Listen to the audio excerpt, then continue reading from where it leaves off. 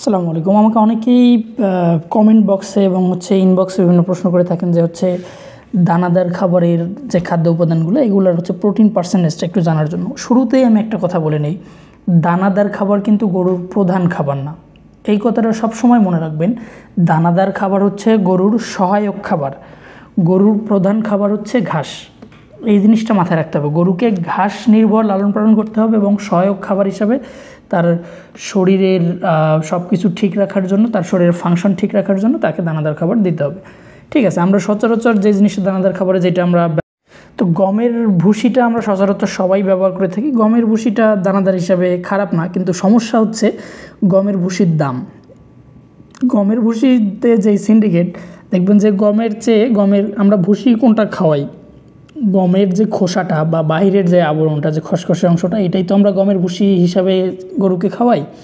তো এখানে কিন্তু দেখবেন আপনার খেয়াল করে যে আটার চেয়ে এটার দাম বেশি, ভুসির দাম বেশি, গমের চেয়েও ভুসির দাম বেশি। তাহলে জিনিসটা একটা সিন্ডিকেটে, যে মাঝখানে আটার চেয়ে ভুসির দাম কীভাবে বেশি হয়, তাহলে মাঝের টাকাগুলো কই যাচ্ছে।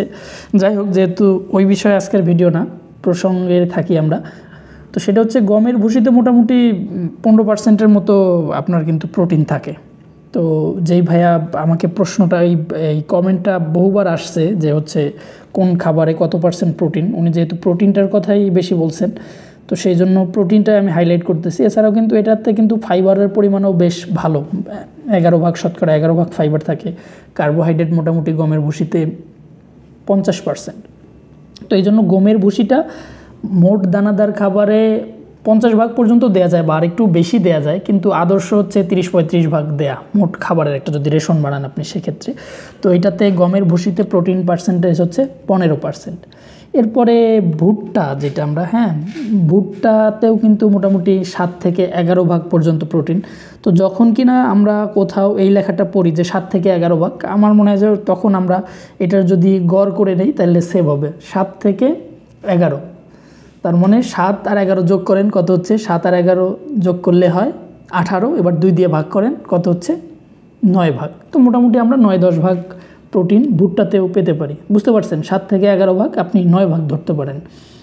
তো এরপরে আরেকটা চালের কুড়া, ধানের গুঁড়া যেটা, এইটাতেও প্রোটিন পার্সেন্টেজ 13 থেকে 16, 12-13% সচরাচর থাকে। 12% আপনি ধরতে পারেন বা 13%ও ধরতে পারেন, 13 থেকে 16।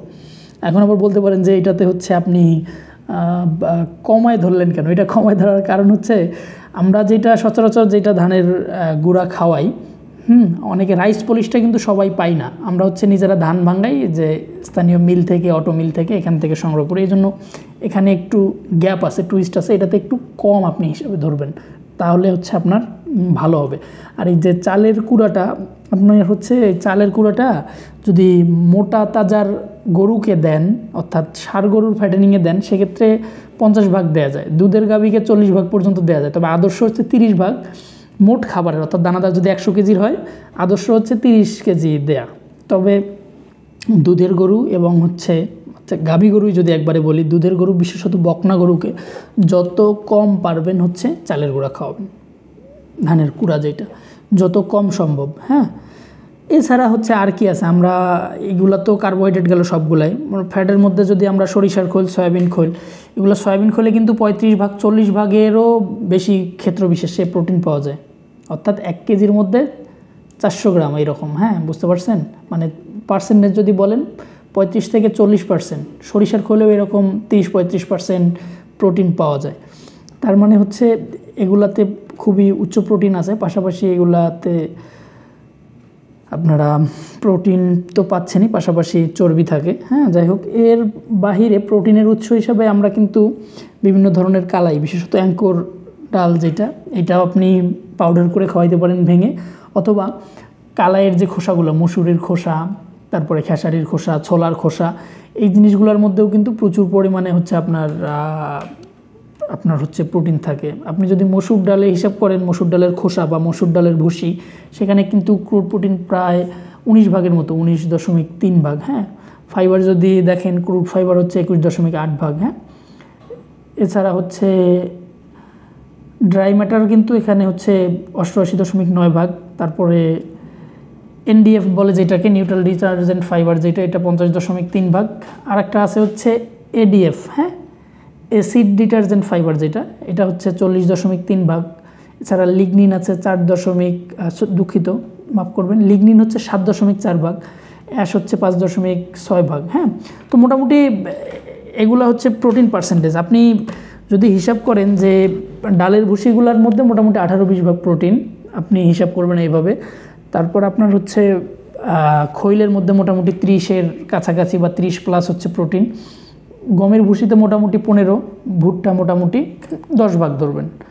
আর চালের গুঁড়াটাও আপনি 11-12 ভাগ বা 13 ভাগও আপনি হিসাব করতে পারেন। মোটামুটি এটা হচ্ছে আপনার প্রোটিন পার্সেন্টেজ। এটার মধ্যে ভেরি করতে পারে, কারণ হচ্ছে যদি খাদ্যের গুণাগুণ ঠিক না থাকে, খাদ্যের মধ্যে ভেজাল থাকে, তাহলে কিন্তু সমস্যা। অনেক সময় কি করে, যেটা আমি প্র্যাকটিক্যালি দেখছি, যেটা হয়েছে আমি সেটা বলতেছি। অনেক সময় ভুসির মধ্যে কাঠের গুঁড়া আছে না, কাঠের গুঁড়া বুঝেন, সমিলে যে কাঠ, যেখান থেকে কাঠের তক্তা বা কাঠটাকে নিয়ে আসবাবপত্র বানানোর আগে শেপ দেওয়ার জন্য বিভিন্ন মাপে কাঠটাকে তো ক্ষুদ্র ক্ষুদ্র করে কেটে নিয়ে আসা হয়, আমরা কাঠ ফাড়া বলি, অর্থাৎ কাঠকে নির্দিষ্ট ভাগে ভাগ করা হয়। তো এখানে কাঠের যখন কাটা হয় ব্লেড দিয়ে মেশিনে, তখন এখানে কিছু গুঁড়া অংশ গুঁড়ি গুঁড়ি পড়ে, হ্যাঁ, যেটা দেখবেন যে আমরা হচ্ছে লিটার হিসাবে মুরগির ফার্মে ইউজ করি। তো এই জিনিসটা হচ্ছে অনেক সময় ভুসির মধ্যে মিক্স করা হয়। তাহলে আপনি চিন্তা করেন, এটা যদি গমের ভুসিতেই দেখ, খেসারির ভুসিতেই দেখ, বা ধানের গুঁড়ার মধ্যেই দেখ, ভুট্টার পাউডারের মধ্যেই দেখ, যেখানেই দেখ, এইটা দিলে কি খাদ্যের মানটা ঠিক থাকবে? তখন কি আপনি প্রোটিন পার্সেন্টেজটা ঠিক পাবেন? তো এই জন্য হচ্ছে যে ভালো মানের খাদ্যটা হইতে হবে। হ্যাঁ, আমি আশা করি কি বলতে চাচ্ছি বুঝতে পেরেছেন আপনারা। কারণ হচ্ছে শুধুমাত্র নিয়ে আসলেন, খাওয়াইলেন, ফলাফল পাইলেন না, তখন বলবেন যে অমুকে বলছিল বাট জিনিসটা পাই নাই। কিন্তু এটার মধ্যে ভেজাল থাকা যাবে না, নির্ভেজাল হইতে হবে, বুঝতে পারছেন? তো মোটামুটি এটাই ছিল। যেহেতু এই ভাইয়ের প্রশ্নের উত্তরে আমার যতটুক জানা, এর বাইরে আমার জানার মধ্যে ভুলও থাকতে পারে, আমার যতটুক জানা আমি ততটুক শেয়ার করলাম আপনাদের। তো এক্ষেত্রে হচ্ছে বিশেষত যদি আপনারা হচ্ছে ভুট্টার গুঁড়া বেশি খান, তখন কিন্তু হচ্ছে হজম করতে পারে না। হ্যাঁ, ওই স্যাচুরেটেড স্টার্চ বলে এটাকে, এটা হচ্ছে ভুট্টাতে বেশি, এই জন্য হচ্ছে এটা হজমের সমস্যা হয়। কম্পারেটিভলি গমের ভুসিতে এটা কম, এটাতে ওই সমস্যাটা হয় না। আবার গমের ভুসি বেশি খাওয়াইলে আবার কিন্তু গরুর পাতলা পায়খানা হইতে পারে। ভুট্টাতেও সেম, বেশি খাওয়াইলে পাতলা পায়খানা হইতে পারে, হজমের সমস্যা হইতে পারে, রুমেনে গ্যাস হইতে পারে, বিভিন্ন ধরনের। অর্থাৎ দানাদার আপনি বেশি খাওয়াইলে বিভিন্ন ধরনের সমস্যা, এমনকি প্রজননেও সমস্যা হইতে পারে। তো দানাদারটাকে প্রধান খাদ্য না নিয়ে, দানাদারটাকে সহায়ক খাদ্য ধরে, গরুর ঘাসকে প্রধান খাদ্য ধরে গরু পালন করতে হবে। তো আজকে এই পর্যন্ত। আমার ভিডিওটা যদি ভালো লেগে থাকে, সেক্ষেত্রে আমার চ্যানেলটা সাবস্ক্রাইব করে দিয়ে বেল বাটন টিপে দিতে পারেন, তাহলে আমি যে কোনো ভিডিও আপলোড করার সাথে সাথেই নোটিফিকেশন পেয়ে যাবেন। আজকের মতো বিদায় নিচ্ছি, আল্লাহ হাফেজ।